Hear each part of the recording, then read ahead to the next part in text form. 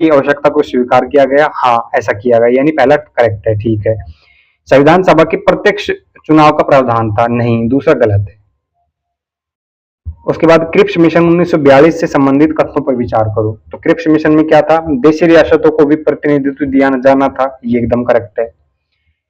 किसी प्रांत को संविधान अस्वीकार करने का अधिकार था, ये भी एकदम करेक्ट है।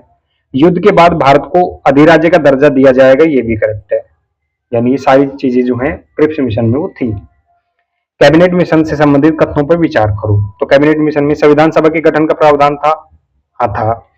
प्रांतों से जो जनसंख्या के अनुपात में प्रतिनिधि चुने जाने थे, हाँ चुने जाने थे। भारत के विभाजन का समर्थन था, नहीं ये गलत है, ये कैबिनेट मिशन में नहीं था। संविधान सभा के गठन के संबंध में कौन से कथन सही हैं? संविधान सभा के संबंध में कौन से सही है?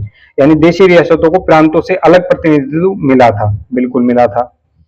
सभी सदस्य जनता द्वारा प्रत्यक्ष रूप से चुने गए, नहीं ऐसा नहीं था, प्रत्यक्ष से नहीं चुने गए। मुस्लिम और सिखों को बाकी सभी से अलग प्रतिनिधित्व मिला, हाँ बिल्कुल मिला था।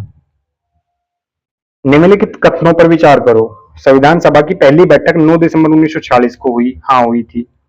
इसकी अध्यक्षता डॉक्टर राजेंद्र प्रसाद ने की थी, नहीं की थी, क्योंकि डॉक्टर राजेंद्र प्रसाद तो 11 दिसंबर को चुने गए थे, उससे पहले जो अस्थायी अध्यक्ष थे उन्होंने की थी, जो डॉक्टर सच्चिदानंद सिन्हा थे उन्होंने।